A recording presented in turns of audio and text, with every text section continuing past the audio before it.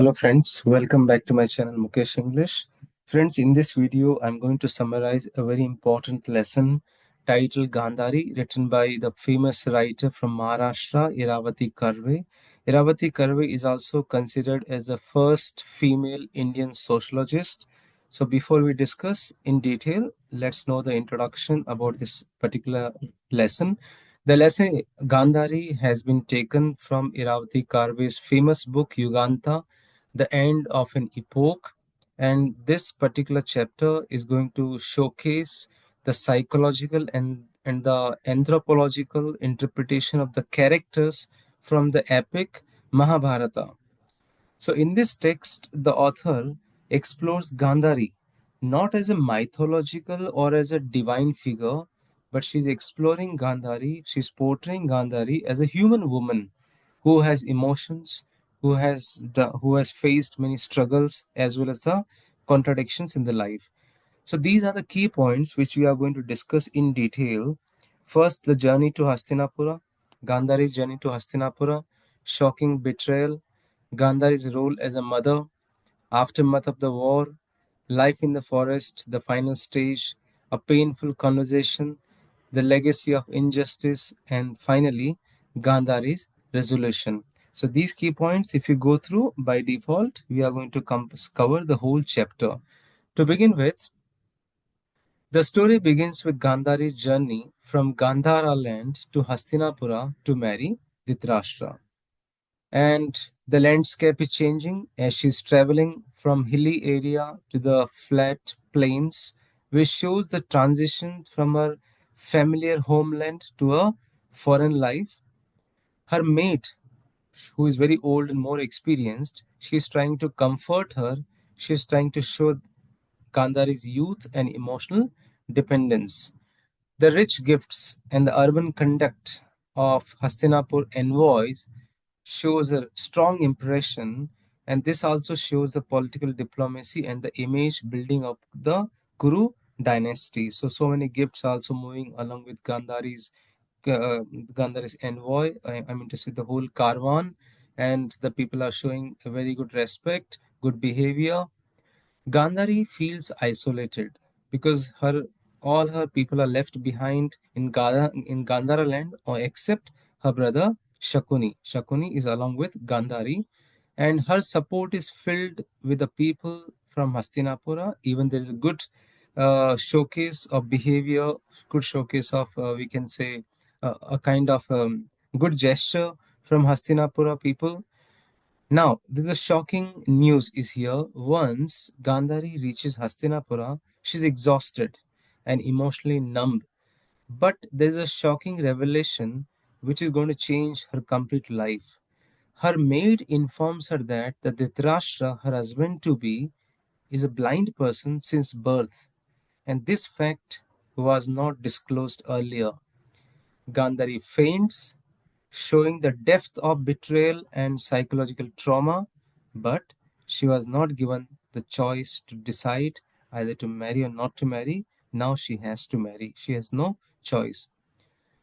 Now, the chapter moves rapidly because there are the fractions of the particular segments of Gandhari's life here. So now we are moving directly Gandhari's role as a mother.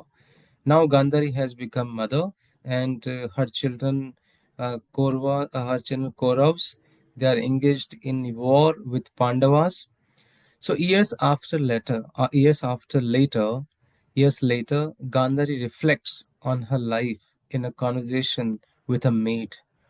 So though now a grandmother, she is still addressed as a princess, which shows her lost youth and interrupted dreams.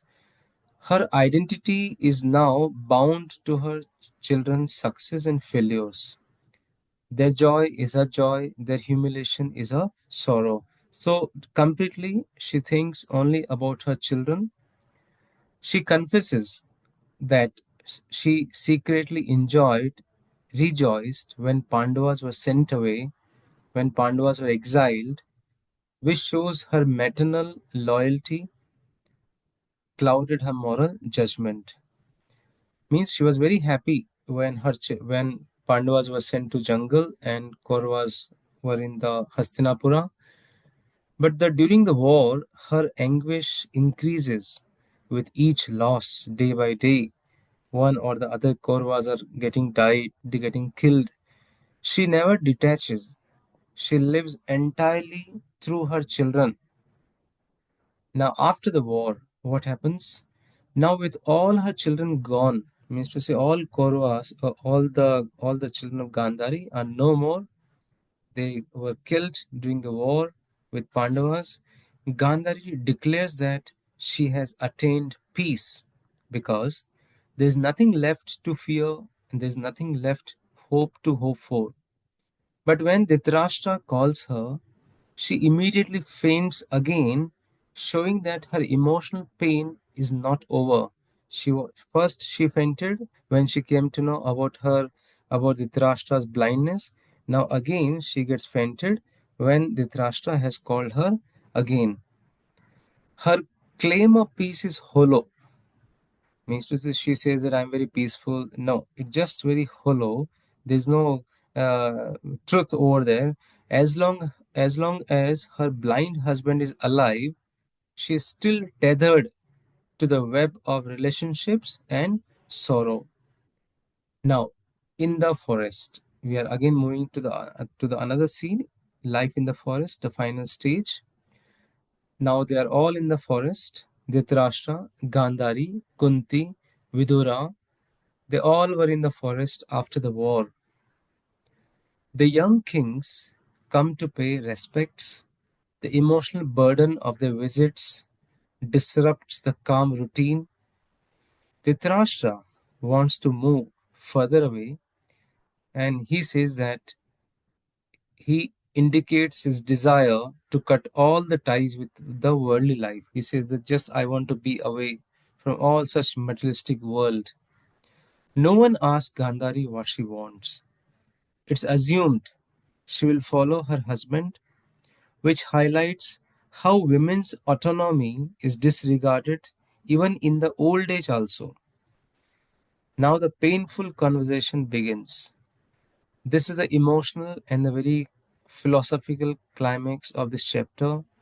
A rare conversation between husband and wife. We have not seen so far where Gandhari and Dhritarashtra they speak, but finally, they are going to talk.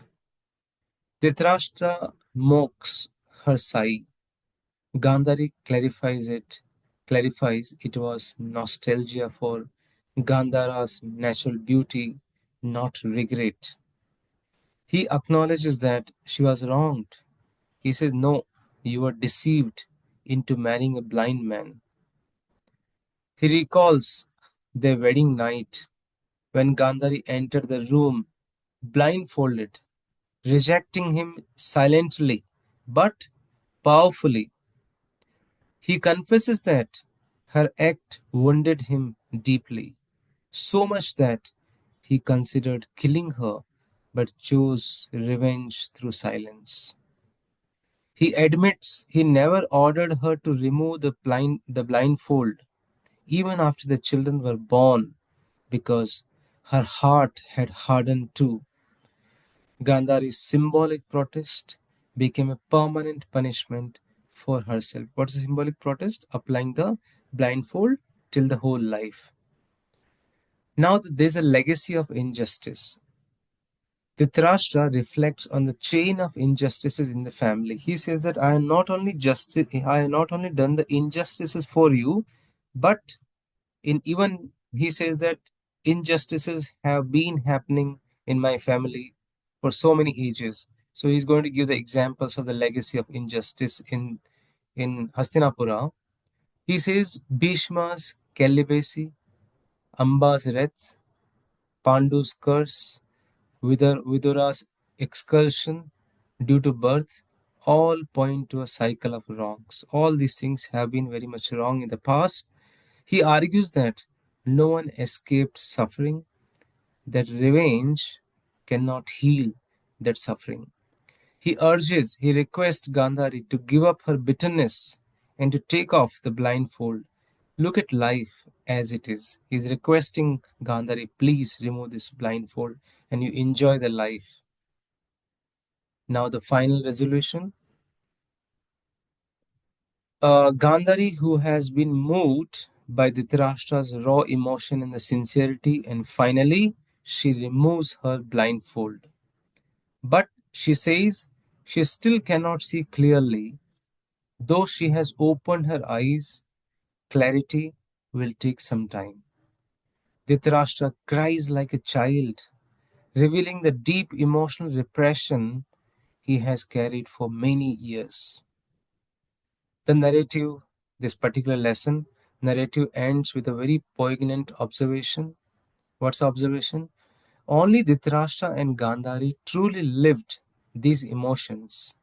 Others, like Vidura and Kunti, merely witnessed them. They were just the spectators. Kunti, who is the mother of all the Pandavas, they just witnessed all such emotions, but who lived those emotions? Dhritarashtra and Gandhari. So let's sum up this essay, this article, or this lesson. Iravati Karve's Gandhari is a profound exploration of a woman who was wronged, who was silenced, who chose symbolic resistance or confrontation, who lost her identity in motherhood, and ultimately she had to confront her own bitterness to find peace. So, friends, this is how I have tried my best to summarize the lesson Gandhari. For more reference, I will suggest you to read the text from the textbook. So, thank you so much for watching this video. Stay in tune with Mukesh English.